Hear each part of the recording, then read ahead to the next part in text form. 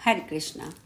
ब्रह्मा जी बोले, देवी, यह गंगा आपके तथा भगवान श्री कृष्ण के श्री अंग से सब उत्पन्न है। आप दोनों महानुभाव रासमंडल में पधारे थे।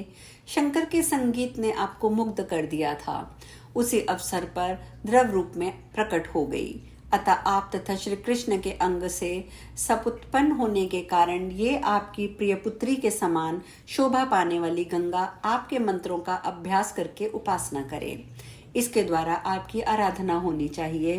फलस्वरूप वैकुंठाधिपति चतुर्भुज भगवान श्री हरि इसके पति हो जाएंगे। साथ ही अपनी एक कला से ये भूमंडल पर भी पधारेंगी और वहां भगवान के अंश षाढ़ समुद्र को इसका पति बनने का अवसर प्राप्त होगा। माता, ये गंगा जैसे गोलोक में है वैसे ही इसे सर्वत्र रहना चाहिए। आप देवेश्वरी इसकी माता हैं और ये सदा आपके लिए आपकी पुत्री है। नारद, ब्रह्मा जी की प्रार्थना सुनकर भगवती राधा हंस पड़ी। उन्होंने ब्रह्मा जी की सभी बातों को स्वीकार कर लिया। तब गंगा श्री कृष्ण के चरणों के अंगूठे के नखाग्र से निकलकर वहीं विराजमान हो गईं। सब लोगों ने उसका सम्मान किया। फिर जल स्वरूपा गंगा ने अपनी अधिष्ठात्री देवी जल से निकलकर परम शांत विग्रह में शोभा पाने लगी। ब्रह्मा ने गंगा के उस जल को अपने कमंडलों में रख लिया। भगवान शंकर ने उस जल को अपने मस्तक पर स्थान दिया। तत्पश्चात कमलोद्भव ब्रह्मा ने गंगा को राधा मंत्र की दीक्षा दी। साथ ही राधा के स्त्रोत कवच आदि का भी उन्हें अनुष्ठान बताया। मुने, लक्ष्मी, सरस्वती, गंगा, विश्व पावनी तुलसी, ये चारों देवियां भगवान नारायण की पत्नी हैं। तत्पश्चात भगवान श्री कृष्ण ने हंसकर ब्रह्मा जी को दुर्बोध और अपरिचित साम्यक कुछ बातें बतलाईं। भगवान श्री कृष्ण ने कहा, ब्रह्मा जी, तुम गंगा को स्वीकार करो। विष्णु, महेश्वर, विधाता, मैं समय की स्थिति का परिचय कराता हूँ। आपको ध्यान देकर सुनना चाहिए। तुम लोग तथा अन्य जो देवता, मुनिगण, मनु, सिद्ध, यशस्वी यहाँ आए हुए हैं, इन्हीं को जीवित समझना चाहिए, क्योंकि गोलोक में काल के चक्र का प्रभाव नहीं पड़ता। इस समय कल्प समाप्त होने के कारण सारा विश्व जलार्ण में डूब गया है। विविध ब्रह्मांडों में रहने वाले जो ब्रह्मा आदि प्रधान देवता हैं, वे सब मुझ में इस समय विलीन हो गए हैं। ब्राह्मण केवल वैकुंठ को छोड़कर सब का सब जलमग्न है। तुम जाकर पुनः ब्रह्मलोक की सृष्टि करो। अपने ब्रह्मांड की रचना करना आवश्यक है। इसके पश्चात गंगा वहां जाएगी। इस प्रकार मैं अन्य ब्रह्मांडों में भी इस सृष्टि के अवसर पर ब्रह्मादि लोकों की रचना का प्रयत्न करता हूँ। अब तुम देवताओं के साथ यहाँ से शीघ्र पधारो। बहुत समय व्यतीत हो गया, तुम लोगों में कोई ब्रह्मा समाप्त हो गए, कितने ही अभी और होंगे। मुने, इस प्रकार कहकर परमाराध्या राधा ने प्राणपति भगवान श्री कृष्ण दोनों अंतःपुर में चले गए।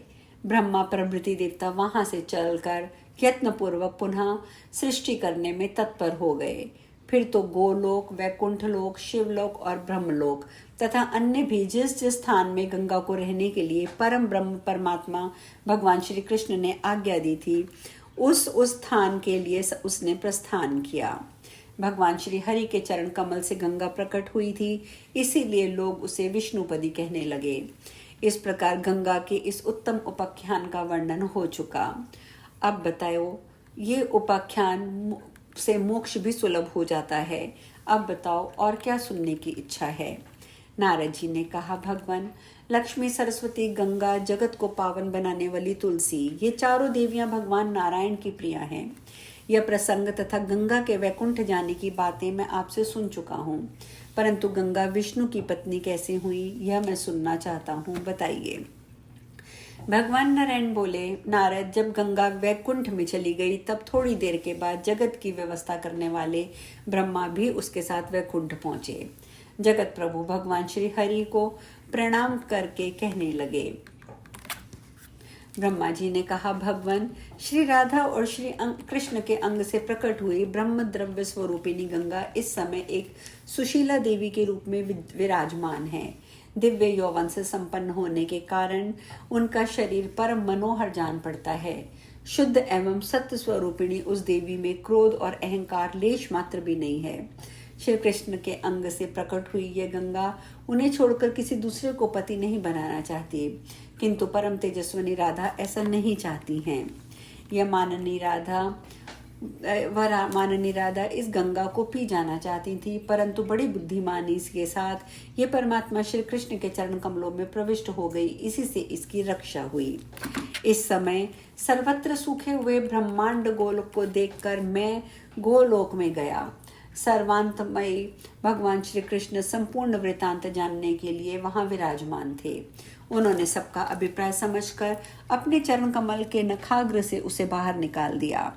तब मैंने इसे राधा की पूजा के मंत्र दिए और इसके जल से ब्रह्मांड गोलोक को पूर्ण कराया। तदंतर राधा और श्री कृष्ण के चरणों के मस्तक झुकाकर इसे साथ लेकर यहाँ आया हूँ।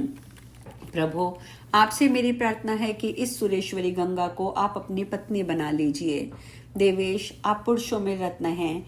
इस साध्वी देवी को स्त्रियों में रत्न माना जाता है। जिनमें सत असत का पूर्ण ज्ञान है, वे पंडित पुरुष भी इस प्रकृति का अपमान नहीं करते। सभी पुरुष प्रकृति से उत्पन्न हुए हैं, स्त्रियां भी उन्हीं की कलाएं हैं। केवल आप भगवान श्री हरि ही उस प्रकृति से परे निर्गुण प्रभु हैं। परिपूर्णतम श्री कृष्ण स्वयं दो भागों में विभक्त हुए। आधे से तो दो भुजाधारी श्री कृष्ण बन गए, उनका आधा अंग आप चतुर्भुज श्री हरि के रूप में प्रकट हो गया। इस प्रकार भगवान श्री कृष्ण के वाम अंग से आविर्भूत श्री राधा के भी दो रूपों में परिणति हुई। दाहिने अंश से तो वे स्वयं रही और उनके वाम अंश से लक्ष्मी का प्राकट्य हुआ। अतएव गंगा आपको ही वरण करना चाहती है, क्योंकि आपके श्री विग्रह से ये प्रकट है। प्रकृति और पुरुष की भांति स्त्री पुरुष दोनों एक ही अंग हैं। मुने, इस प्रकार कह के महाभाग ब्रह्मा ने भगवान श्री हरि के पास गंगा जी को बिठा दिया और वे वहां से चल पड़े।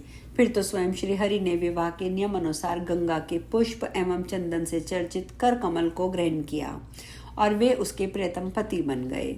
जो गंगा पृथ्वी पर पधार चुकी थी, वह भी समयानुसार अपने उस स्थान पर पुनः आ गई। यूं भगवान के चरण कमल से प्रकट होने के कारण इस गंगा की विष्णुपदी नाम से प्रसिद्धि हुई। गंगा के प्रति सरस्वती के मन में जो डाह था, वह निरंतर बना रहा। गंगा सरस्वती से कुछ द्वेष नहीं रखती थी। अंत में उपकर विष्णु प्रिया गंगा ने सरस्वती को भारतवर्ष में जाने का शाप दे दिया। मुने, इस प्रकार लक्ष्मीपति भगवान श्री कृष्ण गंगा की, श्री कृष्ण की और श्री हरि की गंगा सहित 3 पत्नियां हैं। बाद में तुलसी को भी प्रिय पत्नी बनने का सौभाग्य प्राप्त हो गया। अतः तुलसी सहित ये 4 प्रेयसी पत्नियां कहाँ गई हैं? नारद जी ने पूछा, प्रभु, साध्वी तुलसी भगवान श्री हरि की पत्नी कैसे बनी? इनका जन्म कहाँ हुआ और ये पूर्व जन्म में कौन थी? इन साध्वी देवी ने किस कुल को पवित्र किया था? इसके माता पिता कौन थे? किस तपस्या के प्रभाव से अधिक प्रकृति के अधिष्ठाता भगवान श्री हरि इसे पति रूप में प्राप्त हुए? भगवान नारायण कहते हैं, नारद, दक्ष सावर्णी नाम से प्रसिद्ध एक पुण्यात्मा मनु हो गए थे। भगवान विष्णु के अंश से प्रकट ये मनु परम पवित्र, यशस्वी, विशद कीर्ति से संपन्न तथा श्री हरि के प्रति अटूट श्रद्धा रखने वाले थे। इनके पुत्र का नाम था ब्रह्मा सावर्णी। उनका भी अंतःकरण बहुत ही स्वच्छ था। उनके मन में धार्मिक भावना की थी और भगवान श्री हरि पर वे श्रद्धा रखते थे। ब्रह्म सावर्णी के पुत्र धर्म सावर्णी नाम से प्रसिद्ध हुए, जिनकी इंद्रियां सदा वश में रहती थी और मन श्री हरि में लगा रहता था। धर्म सावर्णी से इंद्र निग्रह एवं परम रुद्र सावर्णी पुत्र के रूप में प्रकट हुए और इन रुद्र सावर्णी के पुत्र का नाम देव सावर्णी हुआ। ये परम वैष्णव थे। देव सावर्णी के पुत्र का नाम इंद्र सावर्णी था। फिर भगवान विष्णु की वही भी अन्य उपासक इन इंद्र सावर्णी से वृषध्वज का जन्म हुआ। भगवान शंकर में वृषध्वज की असीम श्रद्धा थी। स्वयं भगवान शंकर इसके यहाँ बहुत काल तक ठहरे थे। इसके प्रति भगवान शंकर का स्नेह पुत्र से भी बढ़कर था। राजा वृषध्वज की भगवान नारायण, लक्ष्मी और सरस्वती किसी में कोई श्रद्धा नहीं थी। उसने संपूर्ण देवताओं का पूजन त्याग दिया था। अभिमान से चूर होकर वह भाद्रपद मास में महालक्ष्मी की पूजा में विघ्न उपस्थित किया करता था। माघ की शुक्ल पंचमी के दिन समस्त देवता सरस्वती की विस्तृत पूजा करते थे, परंतु वह नरेश उसमें सम्मिलित नहीं होता था। यज्ञ और विष्णु पूजा की निंदा करना और उसका मानव स्वभाव ही बन गया था। वह केवल भगवान शिव में श्रद्धा रखता था। ऐसे स्वभाव वाले राजा वृषध्वज को देखकर सूर्य ने उसे श्राप दे दिया, राजन तेरी श्री नष्ट हो जाए। आज हम कथा में यही विश्राम लेंगे, आगे की चर्चा कल। हरे कृष्णा।